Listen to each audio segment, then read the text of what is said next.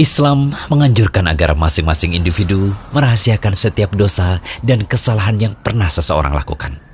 Bahkan Nabi SAW melarang keras untuk menceritakan perbuatan maksiat yang pernah seseorang lakukan dalam kondisi sendirian dan tidak ada seorang pun yang tahu. Menceritakan maksiat bisa menjadi sebab Allah Ta'ala tidak memaafkan kesalahannya. Dari Ibnu Umar radhiyallahu anhu, ia mengatakan bahwa Rasulullah SAW bersabda, "Wahai sekalian manusia, aku telah mengingatkan kalian untuk berhati-hati pada batasan-batasan Allah. Barang siapa terjerumus dalam perbuatan yang jelek, hendaknya ia menutupi dirinya dengan tirai Allah. Karena barang siapa memberitahukan perbuatannya kepada kami, maka kami pasti akan menegakkan ketetapan hukum Allah atasnya." Hadis riwayat At-Tahawi dalam Syarah Mushkil Al-Athar, Al-Hakim, dan Al-Baihaqi. Al-Hakim mengatakan bahwa sanad hadis ini sahih sesuai syarat Bukhari Muslim. Dari hadis tadi kita tahu bahwa siapapun yang terjerumus dalam maksiat, hendaklah ia tutup dengan tirai Allah. Jangan ia tampakkan apa yang telah ia perbuat, lalu bersegeralah bertobat dan menyesali perbuatan maksiat yang ia lakukan. Pendapat yang paling kuat menurut para ulama, siapa saja yang terjerumus dalam maksiat atau terjerumus dalam dosa yang semestinya terkena hukum had, maka baiknya ia menutupi dirinya dan segera bertobat. Cukup antara dirinya dan Allah saja yang mengetahui dosa yang pernah diperbuat. Dari Abu Hurairah radhiyallahu anhu, Nabi SAW bersabda, "Jika Allah menutupi dosa seorang hamba di dunia, maka Allah akan menutupinya pula pada hari kiamat." Hadis riwayat Muslim.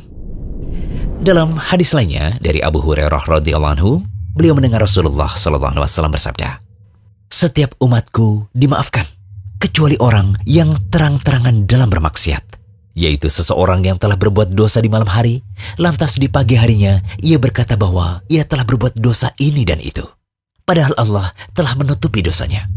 Pada malam harinya Allah telah menutupi aibnya, tetapi di pagi harinya ia membuka sendiri aib yang telah Allah tutupi." Hadis riwayat Bukhari dan Muslim. Islam tidak pernah mengajarkan tradisi buka-bukaan. Islam juga tidak menganjurkan agar calon pasangan suami istri untuk saling menceritakan masa lalunya, karena yang akan menghisap amal istri bukanlah suami. Begitupun sebaliknya. Masa silam sudah berlalu. Baik calon suami atau istri jujur maupun bungkam tidak menceritakan, kejadian itu tidak akan bisa dihapus. Justru cerita yang didengar akan menyayat hati calon pasangan. Lalu bukankah masa silam bisa dijadikan pertimbangan sebelum menikah? Benar. Masa silam memang bisa dijadikan pertimbangan sebelum para calon ini naik ke pelaminan. Dengan ini masing-masing bisa menentukan langkah, lanjutkan atau lupakan. Ada dua hal yang bisa dijadikan pertimbangan dalam masalah ini. Pertama, jika calon suami atau istri bersedia menerima calonnya dengan semua latar belakangnya dan masing-masing menunjukkan perubahan untuk menjadi baik, bisa dilanjutkan ke jenjang pernikahan. Tugas dia selanjutnya, lupakan masa silam masing-masing dan jangan lagi diungkit. Kedua, jika calon suami atau istri masih keberatan menerima latar belakang calon pasangannya atau selalu dibayang-bayangi kesedihan, bahkan kepercayaan kepada calon pasangan belum bisa tertanam, sangat disarankan agar tidak dilanjutkan. Daripada kebahagiaan keluarga harus tersandra dengan kecurigaan dan rasa kecewa yang berkepanjangan.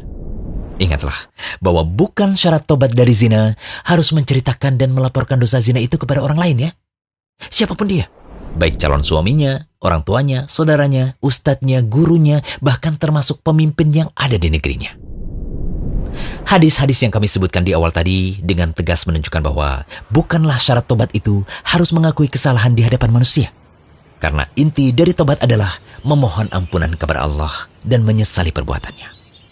Semoga Allah menutupi setiap dosa-dosa kita yang ada dan memberikan kita taufik untuk segera bertobat. Amin. Yuk klik tombol subscribe di bawah biar gak ketinggalan menyimak video bermanfaat dari Rumaiso TV.